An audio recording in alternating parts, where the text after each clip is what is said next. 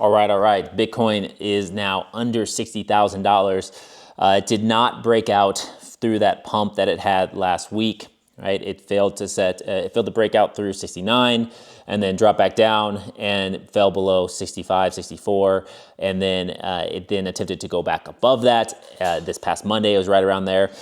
And then it fell down again. And then now we're looking at Bitcoin right now at 59,623. Is this the end? Not necessarily, right? If you go on crypto Twitter, and people are all talking doom and gloom about the crypto markets and what's going on with it. And obviously, it's not the best when prices are down when it comes to your feelings, but if you only trade and follow based upon your feelings, then that's often when you can get wrecked, because they're often the most emotionally high when the markets are the most, when the prices are high and going up. The issue with that is that you're more likely to be buying at a top versus a local low or a bottom. Now, none of this is financial advice, but I just want to give you some insights and look at what's going on here. As I've talked about in some of these videos, the 4-year cycle general trend seems to be in play. And so that's a big thing that needs to be considered when you're looking at all of this, is that we are in the time of the cycle in which you expect Bitcoin and crypto to be down, okay? To be moving towards potentially new lower lows at these current levels of 59. This is right at where there was like a wick down to this level back in February. And then a couple weeks ago, we had that big sell-off when we were rejected by the 200-day EMA around 82, 83, 84,000, right around there. And with a big sell-off, and it came down just to these levels as well.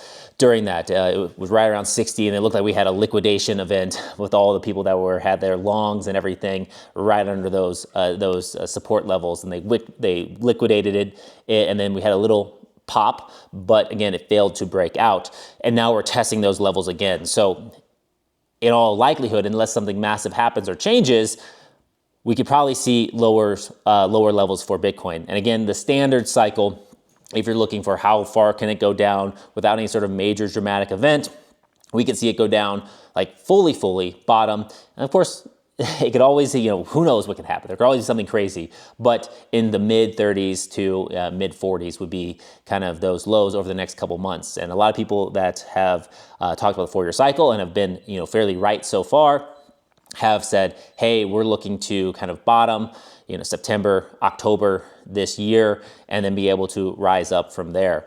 And I think based upon where we're at now, we're getting closer and closer to those dates, that is very likely that we could see lower lows here. Now, will it crash all the way down? I don't know. There's a lot of people worried about MicroStrategy and Strike, right? Their security that they use to give people Bitcoin exposure. With Strike, the price for that's supposed to be around 100, and I think it's around 82, 84. So not at 100. So people are worried that MicroStrategy won't have the capital to keep preserving these assets the way that they have, and that they'll have to start selling Bitcoin. And if they have to start selling lots of Bitcoin, even though they just have acquired a lot of Bitcoin, then that could be a shakeout or a catalyst for driving the markets to newer lows. So I think this is really interesting. I think if you're sitting back looking at, well, should I get in now? Should I not? With definitely bigger assets, things like Bitcoin, if you have that long-term view and long-term vision, these are pretty good levels, okay? But these are not like YOLO everything. Of course, never should you consider to YOLO everything. There's a ton of risk, and I'm not ever advising you to do that. But these aren't bad levels for Bitcoin. But you should sit here and do the math and say, okay, if Bitcoin goes down to 30,000 or 35,000, you're roughly cutting the amount of money you put in now by half. But it may never hit those levels. We'll have to see how it plays out over the next few days, and of course, next few months for this market. And so the catalyst that could cause that, maybe you get more news, MicroStrategy selling. I know I saw some articles on that the Clarity Act was pushing to be, hopefully pushed through. I think July 17th was the day. I could be wrong, and of course that's always changing. So that could be a positive catalyst. I know we announced that we had the end of a war with Iran, but then of course there were shenanigans around that. And so is it over? Is it not over? We'll have to wait and see what happens with oil prices. We saw silver price going down. Gold price, I saw that it dipped under $4,000 per ounce as well. So we have a lot of that playing out. and we could see a pullback in some of these equities. I mean, the stocks and equities have been hitting all-time highs. They've been just massively up. And what we're really looking for in this space to really take off is interest rates coming down. The Fed, with their last meeting, obviously didn't lower interest rates. And there were predictions, I saw Bank of America predicted that they may raise interest rates 3 times this year. Now, again, that's a prediction from Bank of America. Who knows? The Fed has stated that their goal is to fight inflation and bring that down. So that's all playing out as well. And so we could see, right, if we're able to fully resolve the stuff in Iran, oil prices are able to cool off, we're able to see gas prices start coming down, then we could potentially see cooling off in some of the inflation. People that are at the top of the stock market might start taking some profits there, which could impact more risk assets like Bitcoin. And you could see some of that coming down. But then if people then have capital and the markets are down, then that's when these people with a lot of money, and if you're in that position with a bunch of cash on the side, where you can look to start deploying. And that all could create this perfect storm. Of course, I don't know, right? But this perfect storm of we get lowering interest rates, people have money, the markets aren't at all-time highs, so people are like, hey, we are now at good entry points, let's start allocating, and then we could see a movement up from there. Again, that corresponding to that 4-year cycle Bitcoin bottom. So all this stuff is lining up to play that out. So right now, it's just patience. Patience is the most important thing. Paying attention to these things, watching, but not rushing in and doing anything super crazy. And because of that, right, so your more riskier assets, altcoins and stuff like that, they're not going to get as much of attention because they're riskier than things like Bitcoin and even Ethereum. So unless you have a high conviction or there's a certain catalyst or event for a particular project or something like that, it's best to have patience and wait for when people have less patience and are rushing in for those assets. It just is what it is, and it takes time to shift the collective narrative around this kind of stuff. But some other news that have come out on this is that I just saw that Charles Schwab has officially rolled out Bitcoin trading from a post. This was from Bitcoin Magazine.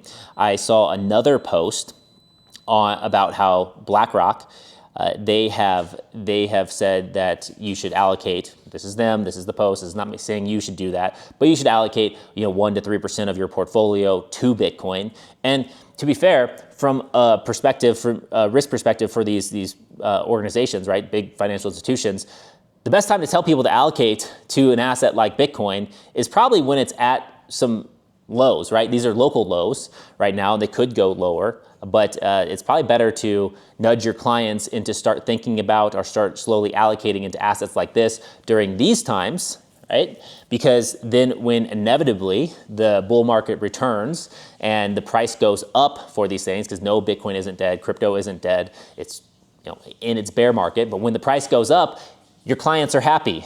And these financial institutions are in the business of making their clients happy, because if their clients are happy, the clients leave their money with them and they collect the fees and do all that kind of fun stuff, okay? So you're gonna see all of that kind of stuff start playing out. Another article I saw come out, and there's a lot in this video, so there's just a lot going on, but another article I saw come out was on South Korea. I'm trying to pull it up right now. So South Korea, they proposed, and this was a repost from an account called Bull Theory, but they proposed a tax on unrealized gains. Man, taxes on unrealized gains are scary, and I hope they don't ever really go through, because just add a whole lot of complications to the markets, to people holding, to the participants. They completely shift the dynamic on how you participate in the markets, right? They're adding an extra variable that you now have to consider in a new way. Well, South Korea, their market has been booming, and they proposed taxing unrealized gains, okay? And then so there was a sell-off. And my kind of cheeky post on this is like, okay, they're just floating these ideas out there, right, when the market's up and it's high, so that they can get a pullback, so they can get some relief, and so they can get better entries. Because the chances of them pushing this through, again, I'm not fully versed in South Korean markets and things that they do, but the chance of pushing this through, probably low, because there was another example, and this was, according to this post, that on February 12th, 2026, Dutch lawmakers passed a law taxing unrealized gains on stocks, bonds, and cryptos at a flat 36% every year, whether or not anything was sold. But the backlash was immediate. A petition of it gathered more than 61,000 signatures, and it was called by Shopify CEO the dumbest thing any government on planet Earth is pursuing right now. 13 days after the bill passed, the Dutch finance minister announced that the government would scrap the unrealized gain portion entirely, admitting the law cannot pass as is. So, and then the follow-up was that the relation to this was this lands directly on the South Korean market that ran up 95% over the past year. Okay, so you have markets that are pushing at all-time highs, and conveniently the governments are like, hey, how can we get more money out of these people? Or, right, the more strategic move is how can we announce something that scares people and gets them shaken out of their positions so that we can kind of control the markets, which I think that's probably more of the perspective and why they're doing that, because that creates fear in the markets because, hey, if this goes through, people are gonna have to start selling to cover those taxes. It's gonna change the dynamics. There's an unknown in the market. So they could be using some of this stuff to cool things off, again, to potentially free up capital, to free up liquidity, to get better entries so that when it's time to turn things back on, they're positioned better. Something to think about with all the things going on in the markets and in the world. So a lot of things, but as of right now, Bitcoin is pushing in on that lower levels of resistance or of support. And if it does cascade below 59,000 and stays down there, then we could see a move to lower lows and potentially the cycle bottom. And as of right now, Bitcoin is kind of sitting right between like the 200-week moving average, and then the it's just below kind of the bull market support band. So it's right in this range. So if it dips below that, it may not stay there for too long, but we're not in a rush here. It is the middle of the summer, a lot of stuff going on. So it is what it is. So don't freak out. Right? We're at the part of the cycle where you kind of expect this stuff to happen, especially if you've been paying attention. So just understand where things could go, and then you can be strategic and be patient for it, so that when it does go to those levels, or if it does, that you're prepared and you understand kind of why it's doing it and what it's doing. So that is it for this one. Let me know what you think about this in the comments below, and I'll catch you in the next one. Peace.